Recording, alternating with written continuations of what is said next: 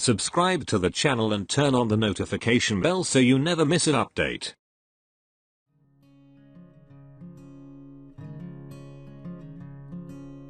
अस्सलाम वालेकुम, मैं हूं सज्जाद और आज के इस वीडियो में हम कवर करेंगे वेरिएबल्स एंड डेटा टाइप्स। आज के इस वीडियो में हम देखेंगे कि वेरिएबल है क्या, वेरिएबल की नेमिंग कन्वेंशन क्या है, डेटा क्या होता है, डेटा टाइप क्या होती है और डेटा टाइप की कितनी टाइप्स हैं। तो स्टार्ट करते हैं वेरिएबल से कि वेरिएबल है क्या।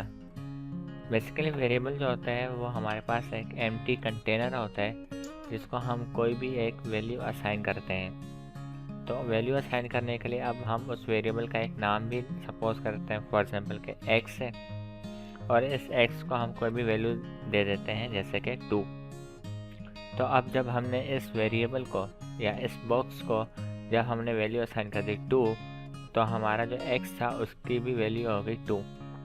ये ठीक उस तरीके से है जिस तरीके से मैथ में हमारे पास वेरिएबल्स का कॉन्सेप्ट होता है, यानी कि x इक्वल्स टू 2 या x plus y equals to 2। जिस तरह वहाँ पे हमारे पास वेरिएबल्स होते हैं, ठीक इस तरीके से प्रोग्रामिंग के अंदर भी वेरिएबल्स होते हैं। बस फ़र्क इतना है कि हमारे पास यहाँ पे एक एम्प्टी कंटेनर होता है जिसको हम कोई भी वैल्यू असाइन कर देते हैं, उसे हम वेरिएबल कहते हैं। अब अगर हम इस x की वैल्यू चेंज करते हैं, फॉर एग्जाम्पल 3 कर देते हैं, तो अब इस कंटेनर की जो वैल्यू होगी या x की वैल्यू होगी वो 3 हो जाएगी। तो इस तरीके से जो वेरिएबल्स की वैल्यू होती हैं वो डिपेंड करता है आपकी कंडीशन के ऊपर कि क्या है। तो आप वेरिएबल की वैल्यू जो है वो बार बार चेंज भी कर सकते हो। अब बात करते हैं नेमिंग कन्वेंशन की कि वेरिएबल का नाम हम किस तरीके से डिक्लेयर कर सकते हैं अपने प्रोग्राम के अंदर। तो यहाँ पे कुछ लाइंस लिखी हुई हैं या कुछ इन्फॉर्मेशन है जो कि आपको बताती है कि जो आपका जो वेरिएबल होगा वो आप उसके नाम के अंदर A to Z कोई भी अल्फ़ाबेट इस्तेमाल कर सकते हो। साथ ही साथ अंडरस्क्वायर आप यूज़ कर सकते हो या फिर कोई भी जो डिजिट होते हैं वो भी आप यूज़ कर सकते हो। मगर कुछ कंडीशंस हैं, वो कंडीशंस ये हैं कि आप स्टार्टिंग के अंदर कोई भी डिजिट अपने वेरिएबल के नाम में नहीं दोगे। वो एक्सेप्टेबल नहीं है प्रोग्रामिंग लैंग्वेज के अंदर या फिर पाइथन के अंदर, और आपको वहाँ पे एरर आएगा। तो अच्छी नेमिंग कन्वेंशन हमेशा यही होती है कि जो भी आप अपने वेरिएबल से काम करवाना चाहते हो या जिस मकसद के लिए आपने उस वेरिएबल को क्रिएट किया है, आप उस वेरिएबल का नाम भी उसी से रिलेटेड दें, ताकि बाद में जब आप अपने प्रोग्राम को दोबारा से देखें या रीड करें कुछ वक्त के बाद, तो आपको पता चले कि ये वेरिएबल काम क्या कर रहे हैं। और उसके अलावा आप अंडरस्क्वायर भी यूज़ कर सकते हो अगर आपका वेरिएबल का नाम थोड़ा बड़ा है, जैसे कि टोटल अमाउंट है। अब बीच में स्पेस आ रहा है तो अब स्पेस आप यूज़ नहीं कर सकते। स्पेस की जगह आप या तो अंडरस्क्वायर यूज़ कर लो या फिर आप कैमल केस यूज़ कर सकते हो। अब कैमल केस इस तरीके से कि जो पहले आपका टोटल अमाउंट है, तो जो ए है अमाउंट का उसको आप कैपिटल करके लिख दो ताकि आपको फिर रीड करने में आसानी हो। तो ये कुछ नेमिंग कन्वेंशन होती हैं प्रोग्रामिंग के अंदर जो कि हम यूज़ करते हैं अपने वेरिएबल्स के नेम को अच्छा बनाने के लिए या फिर आसानी के लिए, ताकि अगर बाद में हम कोई प्रोग्राम अपना दोबारा से रीड करें या उसको देखें तो हमें पता चले कि वेरिएबल का काम यहाँ पे क्या कर रहा है या वेरिएबल यहाँ पे किस काम के लिए इस्तेमाल हो रहा है। यहाँ पे अब कुछ एग्जांपल है नेमिंग कन्वेंशन की, जैसे यहाँ पे एज है, सिंपल एज लिखा हुआ है स्मॉल में, 18 है। उसके अलावा फर्स्ट नेम है जो कि केमल के एग्जांपल है यहाँ पे, तो यहाँ पे एन कैपिटल दिया हुआ है। उसके अलावा अंडरस्क्वायर के साथ टोटल अमाउंट लिखी है हमने। अब बात करते हैं कि डेटा है क्या। बेसिकली जो डेटा है वो हमारे पास एक तरह से फैक्ट्स होते हैं या फिर एक इन्फॉर्मेशन होती है जिसको हम यूज़ करते हैं कैलकुलेशन के लिए या फिर किसी भी चीज़ को एनालाइज करने के लिए। अब जो वो डेटा है वो हमारे पास किसी भी शक्ल में हो सकता है, कोई नंबर हो सकते हैं, कोई अल्फ़ाबेट्स हो सकता है, कोई चार्ट हो सकता है या फिर कोई पिक्चर्स वगैरह भी हो सकती हैं। अब अगर हम बात करें डेटा टाइप की, तो डेटा टाइप दरअसल वही होता है कि यानी कि हमारा जो डेटा है वो उसकी टाइप क्या है, यानी कि वो नंबर्स में, पॉइंट्स में या फिर किसी पिक्चर की सूरत में, ग्राफिकल रिप्रेजेंटेशन में है या फिर कोई अल्फ़ाबेट्स हैं या फिर कोई ग्राफ बना हुआ है, आखिर हमारा जो डेटा है वो हमारे पास किस शक्ल में मौजूद है या किस किस्म का है डेटा हमारे पास, वो कहलाते हैं हमारे पास डेटा टाइप।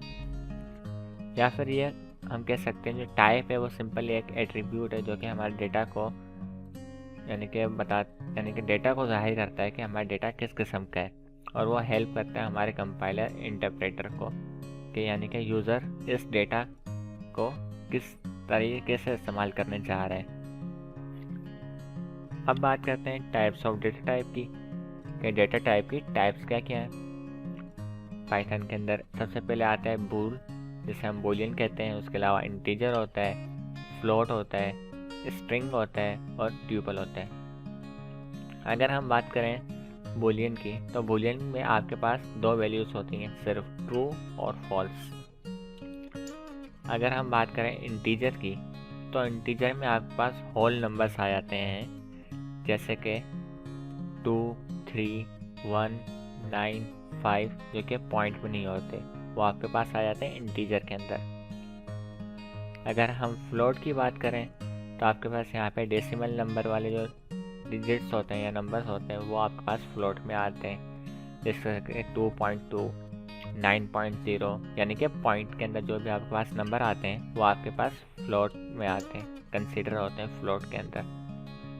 अगर हम बात करें स्ट्रिंग की, तो जो स्ट्रिंग होता है वो हमारे पास सीक्वेंस ऑफ कैरेक्टर्स होते हैं, और हम पाइथन के अंदर या किसी भी प्रोग्राम या ज़्यादातर प्रोग्रामिंग लैंग्वेज के अंदर हम जो स्ट्रिंग होती है उसको हम कोटेशन मार्क्स के अंदर डिफाइन करते हैं। जैसे कि यहाँ पे x/python, अब पाइथन क्या है, एक स्ट्रिंग है, तो उसको हमने कोटेशन मार्क के अंदर डिफाइन किया है ताकि हमारे प्रोग्राम को या फिर हमारे कंपाइलर को पता चले कि जो पाइथन है उसकी डेटा टाइप स्ट्रिंग है।